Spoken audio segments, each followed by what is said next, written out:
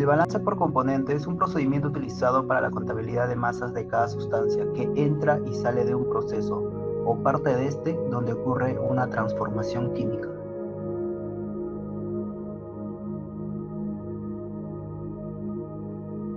Este tipo de balance es empleado principalmente cuando se dispone de análisis químicos de las corrientes involucradas en el proceso unitario y se tiene conocimiento de la estequiometría de la reacción.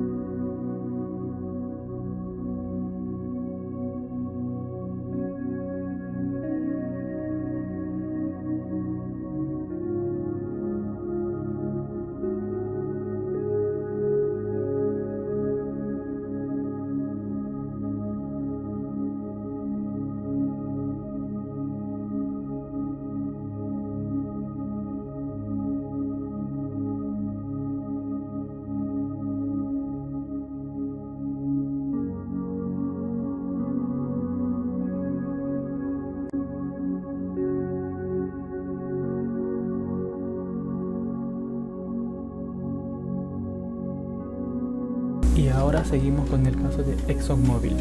Nos dice, inicialmente se mezcla etano con oxígeno para obtener un gas de 80% de C2H6 y 20% de O2, que después se quemó con un 200% de exceso de aire. el 80% del etano pasa a dióxido de carbono, 10% pasa a monóxido de carbono y 10% permanece sin quemarse. Nos pide calcular la composición del gas en base húmeda. Lo primero que realizamos es este diagrama, que es el quemador. La primera fuente que ingresa es la del 80% de etano y 20% de O2. La segunda fuente va a ser la del exceso de aire, que está compuesto por 79% de nitrógeno y 21% de oxígeno. Y como dice el problema, es 200% de exceso de oxígeno. Y lo que sale nos va a dar que es dióxido de carbono, monóxido de carbono, el etano que no se quema, además de nitrógeno, oxígeno. Ahora lo que se va a trabajar es con una base de cálculo de 100 mol kilogramo para la primera fuente, que le vamos a decir fuente F.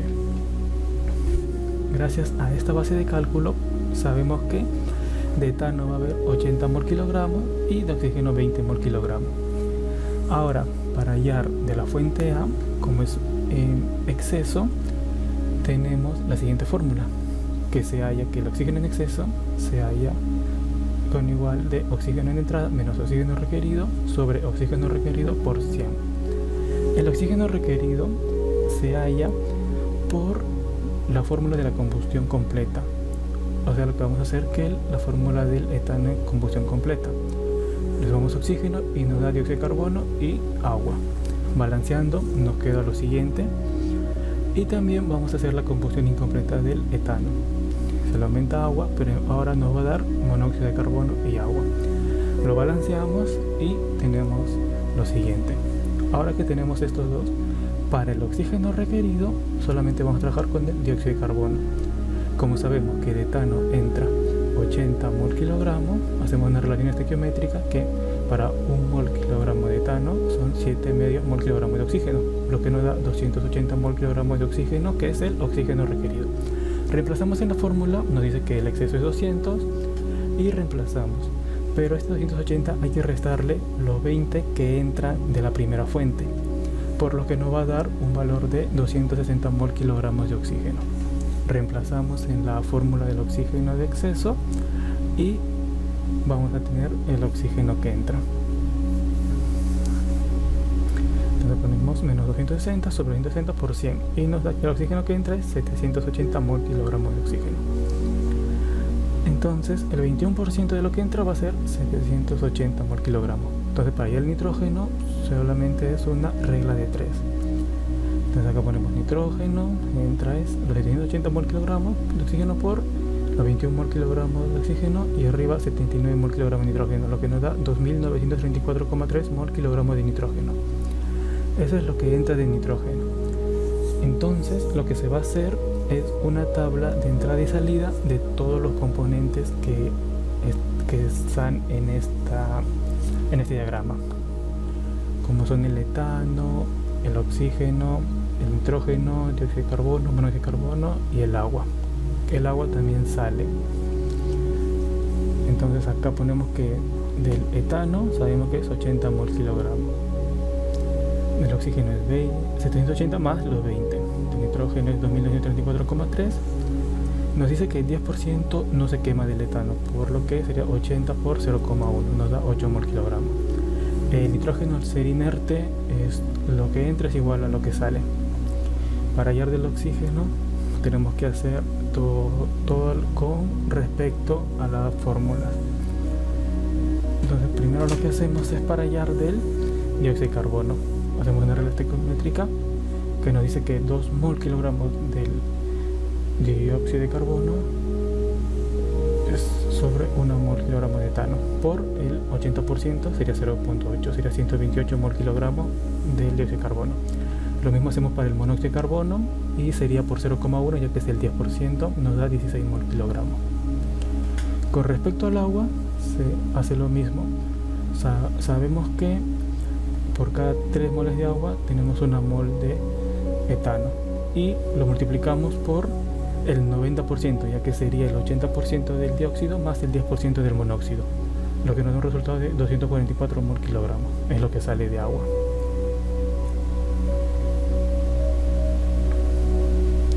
Ahora tenemos que hallar lo del oxígeno. Para esto lo vamos a hacer igual que lo otro. El oxígeno que se consume, ponemos los 80 mol kilogramos del etano, y acá la regla electrométrica sería del dióxido de carbono sería 7 medios sobre 1 por el 80% 0.8, y para el monóxido sería 5 medios sobre 1, y esto sería por el 10% que sería 0.1. Al efectuar esto nos sale 244 mol kilogramos, que es lo consumido. Y entonces, para hallar lo que sale, debemos restar lo que entra del oxígeno con lo que hemos hallado ahora. Lo que entra del oxígeno, estamos viendo, sería 780 más los 20 de la fuente A, de la fuente F. Entonces nos da que el oxígeno que sale sería 800 menos 244, lo que nos da un resultado de 556 mol kilogramos. Ese sería el problema de este caso de ExxonMobil, viendo todos los valores que nos han dado en el problema y revisando que no haya ningún error. Vamos a sacar la tabla, todos los datos que están aquí, no se ha cometido ningún error, y lo que nos da 556, que es la salida. Eso sería todo. Muchas gracias.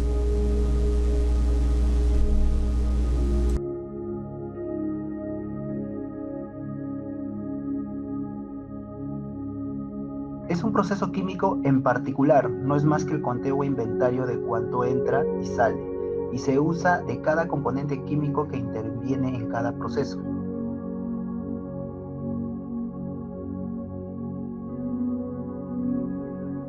Son las herramientas más importantes con las que cuenta la ingeniería de procesos, y se utilizan para contabilizar los flujos de materia y energía entre un determinado proceso industrial y los alrededores, o entre las distintas operaciones que lo integran.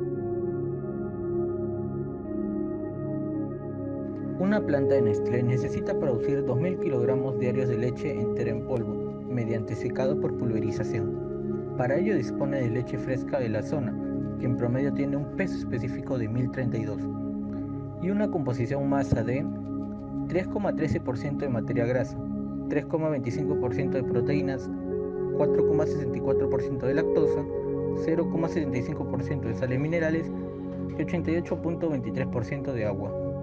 ¿Cuál es la cantidad mínima en litros que necesita la planta para su abastecimiento diario si las exigencias que establece el MINSA para la leche en polvo entera indica que debe tener aproximadamente 26% de grasa y 2,5% de humedad?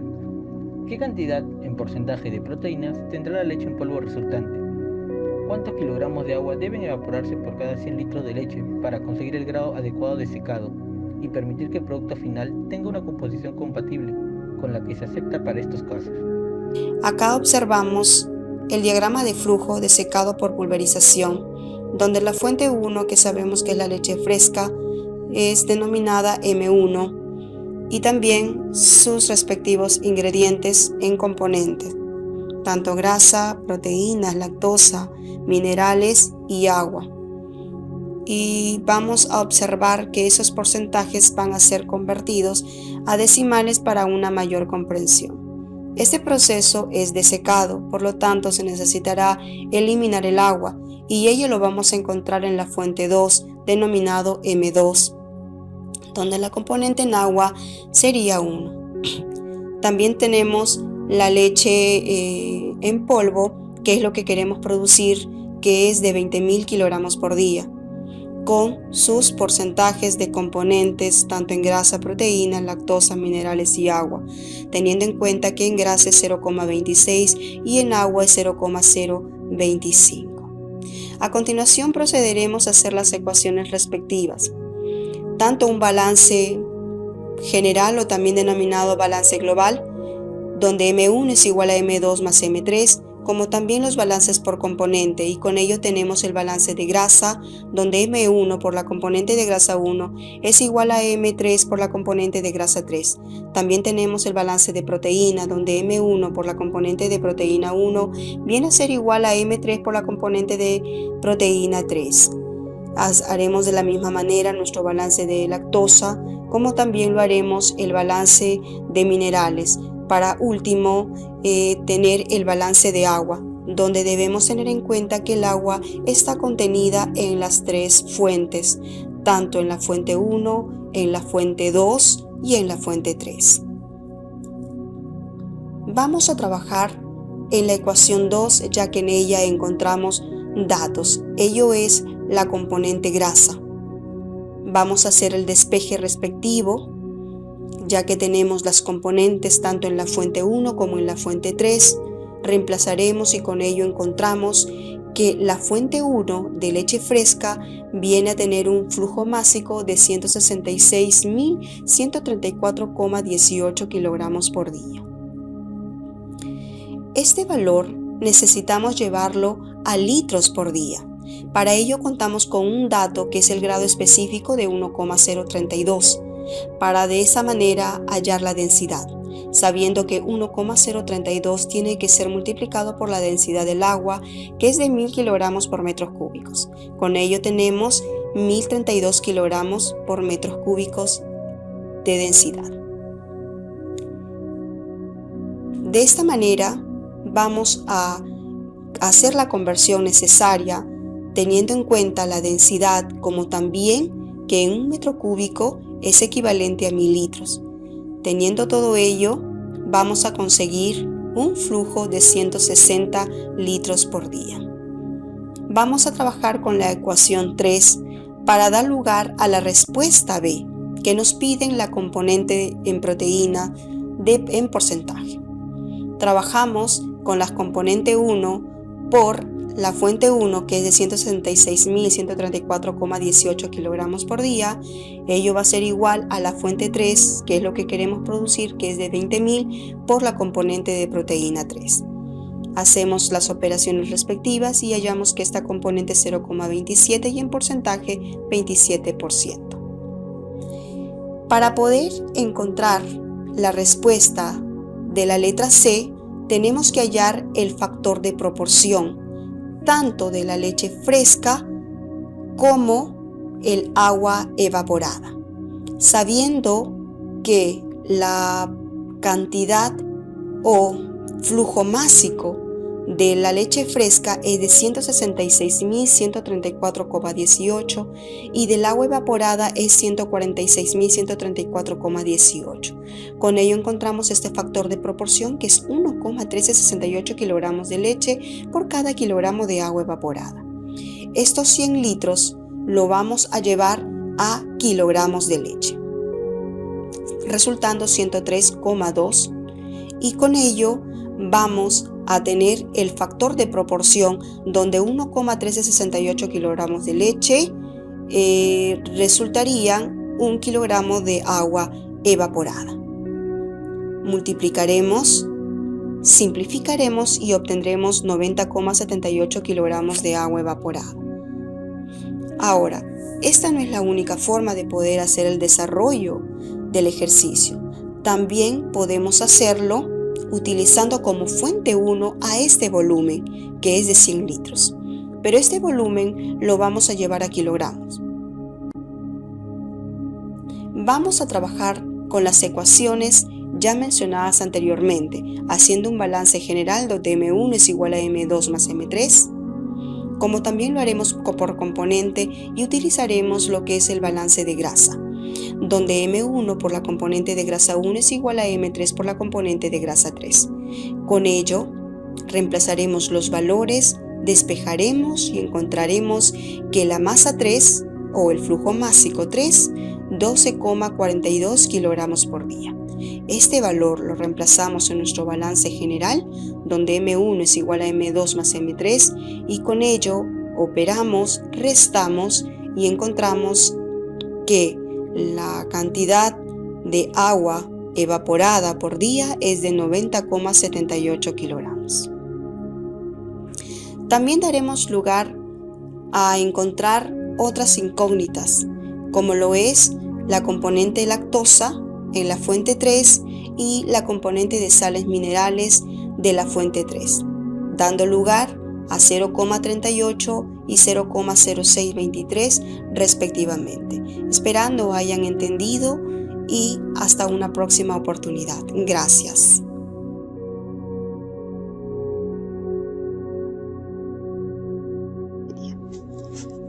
Son cálculos basados en los principios de conservación de materia y energía. Estos son la base del diseño de procesos, en lo que se detalla que la materia no se crea ni se destruye, solo se transforma.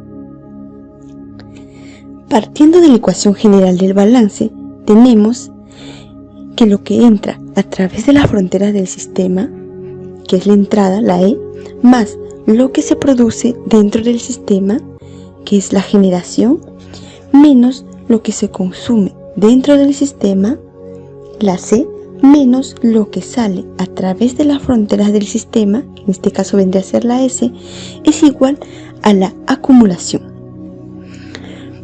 Pero debido a que nosotros estamos trabajando con un balance de materia en un estado estacionario y sin reacción química, quedaría que la entrada es igual a la salida. Primero, porque al trabajar con un estado estacionario no habría acumulación. Y segundo, por ser un sistema sin reacción química, la generación y el consumo serían nulo, dando así dos balances del sistema de una unidad o varias unidades. Tendríamos el balance total o global, que es igual a la sumatoria de lo que entra igual a la sumatoria de lo que sale. O también tenemos el balance por componente, que es igual a la sumatoria de lo que entra y un componente específico sería igual a la sumatoria de lo que sale y un componente específico. Para procesos de unidades múltiples, las entradas y las salidas al sistema son las corrientes de proceso que intersectan a las fronteras del sistema, ya que en este caso se escribe el balance de varios subsistemas, de manera que se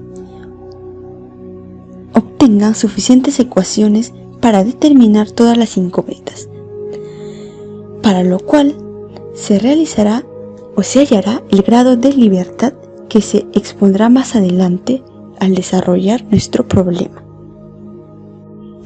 Bueno, doy pase a mi compañero. Bueno, ahora les hablaré sobre la empresa agroindustrial Casagrande. Esta empresa abocada a la siembra y procesamiento de caña de azúcar y su comercialización de los productos derivados de la caña, tales como el azúcar, el alcohol, la melaza y el bagazo. Esta empresa está ubicada a 50 kilómetros al norte de Trujillo y a 600 kilómetros al norte de Lima en la provincia de Ascope, departamento de La Libertad. El río Chicama es la principal fuente de riego de Casagrande, el cual descarga en el terreno 400 millones de metros cúbicos al año. La compañía cuenta con 31.197 hectáreas brutas, de las cuales 18.819 se encuentran con cultivo de caña de azúcar. Su capacidad de molienda diaria de esta empresa es de 11.000 toneladas de caña. Posee una de las refinerías más eficientes a nivel mundial, llegando a producir 100.000 litros de alcohol por día y llegando a operar 330 días al año. Con respecto a los procesos en la producción de azúcar, tenemos que luego de haber cosechado la materia prima, que en este caso es la caña de azúcar, el primer paso es la molienda. La molienda se realiza en un tandem de hasta 6 molinos de 4 masas cada una o en un difusor con molino secador. En ambos casos se extrae el jugo que luego es enviado a la fábrica para ser procesado. Pero antes, este jugo es colado con el fin de retirar las partículas del bagacillo. Luego es preincalado y encalado usando sacarato de calcio para evitar pérdidas de azúcar en el proceso de purificación. Siguiente proceso es la clarificación. El jugo encalado pasa a través de calentadores ingresando el clarificador de jugo, donde se produce la sedimentación de los sólidos insolubles, separándolos del jugo clarificado que permanece en la parte superior del clarificador para ser luego enviado a la etapa de evaporización. La etapa de la evaporación. El jugo clarificado es recibido en un tanque de corto tiempo de retención desde donde se bombea hacia una batería de calentadores de jugo clarificado y luego a un sistema de evaporación de 5 efectos para concentrarlo y convertirlo en jarabe. La cristalización y centrifugación. El jarabe y mieles obtenidos se llevan hacia los tachos al vacío batch o continuos para producir las masas cocidas, donde el agotamiento y rendimiento de cristales tienen relación directa con el sistema de cocimiento del cual se está trabajando. La masa cocida pasa a las centrífugas.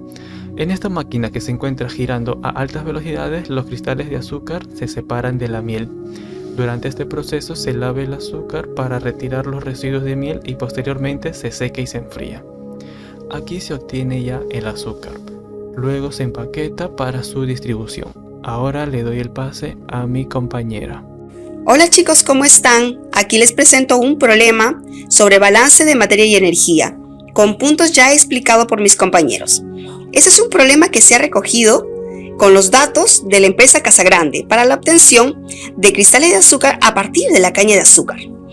Aquí nos van a explicar por los procesos que pasan, o los procesos principales o simplificados. Lo que se va a determinar de este problema es el caudal máximo de alimentación de la caña de azúcar, el porcentaje de azúcar que se pierde en el desecho de la cachaza y si el rendimiento de todo el proceso es del 97%, pues cuánto debe ingresar de materia prima por el molino. Y también posición de cristales a partir de la materia prima. Acá observamos nuestro diagrama de flujo, explicándonos todos los procesos por los cuales pasa la caña de azúcar para tener su producto final. La caña de azúcar es una materia prima que va a pasar por un molino para poder obtener el jugo o jarabe y también desechar el bagazo. Pasa por un filtrador para terminar de retirar toda la pulpa que se encuentra como partícula fina. Obtenemos este líquido con mayor concentración donde pasa por un evaporador para retirar la mayor cantidad de agua. Después de ello pasará a un cristalizador para ya terminar completamente de retirar todo el agua y obtener nuestra azúcar cristalizada. Pues tenemos este dato en la última fuente de salida que nos indica que se va a obtener 140 toneladas por hora, ¿no? Es la producción que obtiene la empresa Casagrande. Ahora, como parte de la solución para este problema es trabajar con cada uno de los procesos, empezando por aquel proceso donde encontramos la mayor cantidad de datos y eso lo encontramos en el proceso de cristalización. Ahí hacemos un balance al cristalizador, hacemos balance por componente, de la componente que sea más factible, en este caso para nuestro ejercicio sería el de azúcar. La materia que ingresa es igual a la materia que sale, por la conservación de la materia que ya es muy conocida por nosotros. Y de ahí, de forma inmediata, sacamos la fuente 6. Hacemos un balance global, hacemos el reemplazo de los datos y también de forma rápida encontramos la fuente 8. De la misma manera lo hacemos para el balance en el proceso de evaporación. También lo hacemos con balance componente de azúcar, ya que es ahí donde tenemos el dato. Obtenemos la fuente 5, hacemos su balance global, obtenemos la otra fuente, ¿no? Casi todo el trabajo es similar. Lo mismo también hacemos en el balance del filtrador, hacemos el balance en el molino y ya obtenemos todas las fuentes que son prácticamente los flujos másicos para cada una de ellas. La respuesta a las preguntas: la primera, el caudal másico de alimentación de caña de azúcar, pues esta fue la última fuente que obtuvimos en el proceso de molino, que es de 1.234 toneladas por hora. También nos preguntan sobre el porcentaje de azúcar que se pierde en el desecho de la cachaza. Trabajamos en la fuente de molino, porque es ahí donde vamos a desechar esta sustancia. Trabajamos con materia que crece es igual a materia que sale y obtenemos el porcentaje para la componente de azúcar que se pierde conjuntamente la cachaza. La tercera pregunta nos habla sobre el rendimiento, o si nos indica que el rendimiento es del 97% y cuánto debería ingresar de materia para obtener los 140 toneladas por hora de azúcar cristalizado. Entonces hacemos una regla de 3 simple, ¿no? Y simplemente indicamos que la materia prima que debería ingresar, siendo el rendimiento del 97%, sería de 1.972 toneladas por hora. Ahora la pregunta sería, ¿y es eficiente la obtención de cristales a partir de la materia prima? Pues estamos observando que lo que se invierte son 1.934 toneladas por hora y lo que se obtiene es 140 toneladas por hora. Definitivamente no es eficiente, pero sí se le podría dar utilidad a aquellos productos que han salido como desecho. Gracias.